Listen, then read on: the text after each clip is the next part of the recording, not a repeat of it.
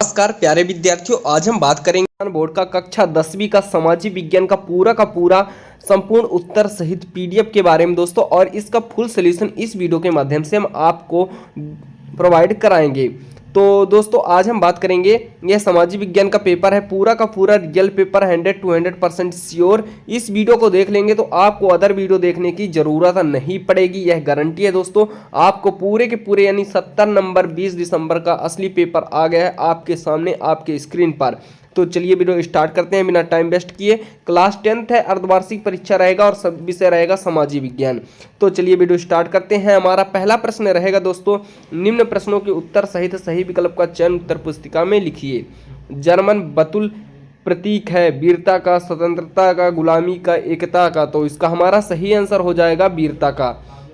इसी तरह हमारा दूसरा क्वेश्चन है, जापान के सबसे प्राचीन मुद्रित पुस्तक है diamond suit, diamond pocket, universal tool, ये होली प्लेस। तो इसका सही आंसर हो जाएगा डायमंड सूत्र। इसी तरह हम बात करते हैं नेक्स्ट प्रश्न की। तो नेक्स्ट प्रश्न है जो कि आपके स्क्रीन पर शो हो रहा है, नवीनीकरण योग्य संसाधन है पवन ऊर्जा, जल, वन या ये सभी। तो इसका सही आंसर हो जाएगा पवन ऊर्जा। इसी तरह हम नेक्स्ट प्रश्न की बात करेंगे। तो नेक्स्ट प्रश्न है हमारा दोस्तों, निम्न में से शक किस फसल को सुनहरा रेशा कहते हैं? गेहूं को, कपास को, जूट को या चाय को। तो इसका सही आंसर हो जाएगा जूट को। इसी तरह नेक्स्ट प्रश्न है दोस्तों हमारा, श्रीलंका कब स्वतंत्र राष्ट्र बना? 1948, 1949, 1956 या 1961 में। तो इसका सही आंसर हो जाएगा 1948 में। इसी तरह भारत की व्यवस्था है, भारत की व्यवस्था कैसी है? बहुदलीय, एक दलीय, गठबंधी, दो दलीय। तो इसका हमारा सही आंसर हो जाएगा, इसका हो जाएगा बहुदलीय हो, एक दलीय हो जाएगा। देश की तुलना करने वाले विशिष्टता के समझी होते हैं। तो इसका सही आंसर हो जाएगा आय। राजनीतिक दल में प्रमुख अंग होते हैं। तो इसका सही आंसर हो जाएगा 3। इसी तरह हम नेक्स्ट प्रश्न की बात करेंगे। तो नेक्स्ट प्रश्न है दोस्तों, रिक्त स्थानों की पूर्ति कीजिए। जी हाँ दोस्तों, रिक्त स्थानों की पूर्ति कीजिए। इसमें पहला प्रश्न है 1890 ईस्वी में, 1890 ईस्वी में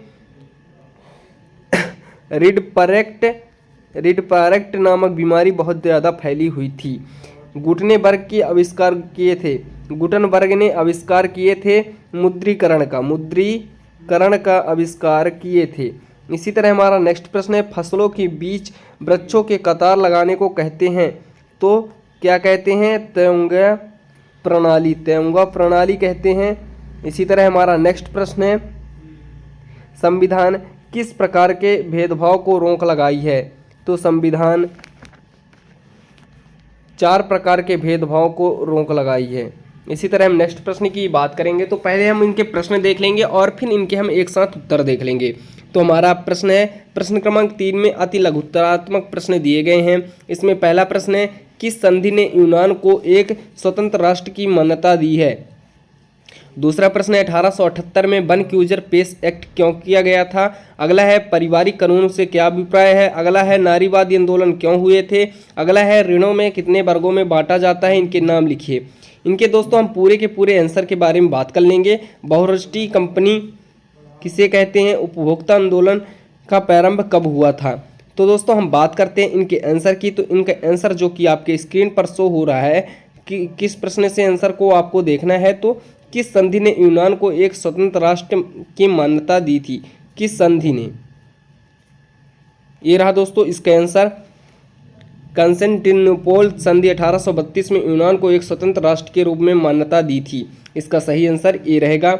इसी तरह नेक्स्ट प्रश्न है हमारा, बार्नक्यूलर प्रेस एक्ट 1878 को लागू करने का मकसद स्थानीय प्रेस नियंत्रण रखना, ब्रिटिश नीतियों का आलोचना करने में रोकना था।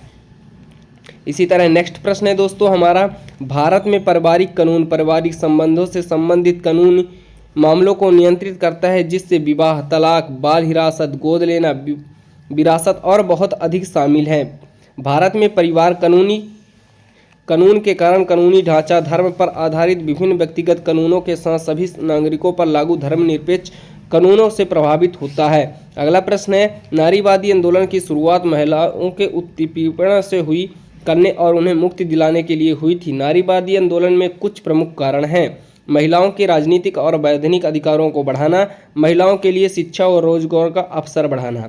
इसी तरह अगला प्रश्न है, ऋणों को कई तरह में बांटा जा सकता है। ऋणों 4 श्रेणियों में बांटा गया है। सुरक्षित ऋण, असुरक्षित ऋण, परिक्रमी ऋण और बंधक ऋण। ये 3 ऋण को 3 श्रेणियों में बांटा गया है। पूरा का पूरा आप लिख सकते हैं। किस प्रश्न तक आपको पूरे के पूरे आंसर देखना है तो आप देख सकते हैं बहुराष्ट्रीय कंपनी ऋण वाली हो गई। 2 क्वेश्चन और बचे हैं तो 2 क्वेश्चन के आंसर हम और देख लेंगे जो कि आपके स्क्रीन पर शो हो रहे हैं। जो कंपनी अपने देश के साथ साथ दुनिया के दूसरे देशों का भी काम करती है उसे बहुराष्ट्रीय कंपनी, बहुराष्ट्रीय निगम MNC कहते हैं। इन कंपनियों के बारे में कुछ खास बातें। इन कंपनियों में एक केंद्रीय कार्यालय होता है जो सभी अन्य कार्यालयों को प्रबंधन करता है। और इसका अगला का आंसर है भारत में उपभोक्ता आंदोलन शुरुआत उपभोक्ताओं के असंतोष के कारण हुई थी। इसी तरह हम अब इनके प्रश्न देख लेंगे। इनके प्रश्न हो चुके हैं, अब हम दूसरे प्रश्न देख लेंगे। लघुत्तरात्मक प्रश्न खंड वा 150 शब्द में आपको लिखना है। पहला प्रश्न है, चौथा नंबर का प्रश्न है, इटली के एकीकरण में कपूर की भूमिका स्पष्ट कीजिए। दूसरा है, भारतीय कृषक वैश्विक आर्थिक महामंदी को किस तरह प्रभावित हुए थे। बाघों की आबादी के लिए कौन से प्रमुख खतरे कौन कौन से हैं। रबी और खरीफ की फसल में 2 अंतर। लोकतंत्र किन स्थितियों को सामाजिक विविधता के संभालता है। भारत में औद्योगिक प्रदूषण से होने वाले कोई 2 प्रभाव बताइए। सहकारी समितियों कार्यप्रणाली को समझाइए। 2 उदाहरण देकर उपभोक्ता जागरूकता के वर्णन कीजिए और वैश्वीकरण से आप क्या समझते हैं। प्रश्न क्रमांक 12 तक का आंसर हम देखेंगे। अब आगे तो इटली के एकीकरण के काउंट कैमिलो बेसो कपूर की योगदान अहम था। कपूर व कुशल कूटनीतिज्ञ थे। उन्होंने फ्रांस के साथ कूटनीतिक गठबंधन किया। 1859 में ऑस्ट्रेलियाई सेना को हराया था। यह रहा 50 शब्द का पूरा आंसर। आप इसका स्क्रीनशॉट कर लेंगे। नेक्स्ट प्रश्न की बात करेंगे तो वैश्विक आर्थिक महामंदी भारतीय किसानों में कई तरह प्रभावित हुए थे। कृषि उत्पादकों की कीमत में तेजी से गिरावट आई। गेहूं की कीमतों में 50% तक गिर गई। किसानों का करों को छूट नहीं दी गई।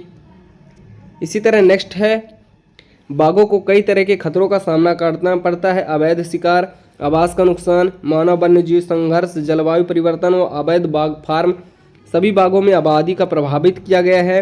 रबी और खरीफ के फसल में 2 अंतर आप लिख सकते हैं। मौसम, रबी की फसलें सर्दियों में उगाई जाती है जबकि खरीफ की फसलें मानसून के दौरान बोई जाती है। जलवायु, रबी की फसलों को ठंडी और शुष्क जलवायु की जरूरत होती है जबकि खरीफ की फसलों को गर्म नम जलवायु की आवश्यकता होती है। अगला प्रश्न है, लोकतंत्र किन स्थितियों में सामाजिक विविधता को, तो इसका आंसर है लोकतंत्र सभी नागरिक के सम्मान अधिकार प्रदान करता है। संविधान के अनुसार किसी भी व्यक्ति के साथ लिंग, रंग, धर्म, जाति, संस्कृति इत्यादि के आधार पर कोई भेदभाव नहीं होना चाहिए। अगला प्रश्न है हमारा, भारत में औद्योगिक प्रदूषण से होने वाले 2 प्रभाव, तो ग्लोबल वार्मिंग की वृद्धि, उद्योगों से निकलने वाले धुएं और ग्रीन हाउस गैसों के प्रभाव। ग्लोबल वार्मिंग बढ़ रही है। ग्लोबल वार्मिंग के कई प्रभाव हो सकते हैं। ये कहाँ तक का प्रश्न हो गया दोस्तों। इनके आंसर का PDF चाहिए तो लिंक डिस्क्रिप्शन में टेलीग्राम और व्हाट्सएप ग्रुप का आप जाकर पूरा का पूरा आप देख सकते हैं। हम PDF प्रोवाइड करा देंगे, कोई दिक्कत नहीं है। अगर चैनल पर नए हो तो चैनल को फटाफट सब्सक्राइब करके बेल आइकन का बटन जरूर प्रेस कर लीजिए। ये रहा सहकारी समितियों वाला प्रश्न, इसका भी आंसर पूरा का पूरा लिख लीजिएगा। यह पूरा का पूरा दिया गया है। उपभोक्ता जागरूकता के बारे में 2 उदाहरण लिखिए, तो यह आपके स्क्रीन पर दिया गया है दोस्तों। यह वैश्वीकरण का मतलब इसका भी दिया गया है। जो भी प्रश्न बच गए हैं हम नेक्स्ट वीडियो में प्रोवाइड कराएंगे। अगर चैनल पर नए हो तो चैनल को सब्सक्राइब करके रख लीजिए। जैसे ही मैं नेक्स्ट पार्ट का वीडियो अपलोड करूं तो आपको नोटिफिकेशन सबसे पहले प्राप्त हो। मिलते हैं किसी नए टॉपिक से इंटरेस्टिंग वीडियो में, जब तक के लिए जय हिंद, बाय।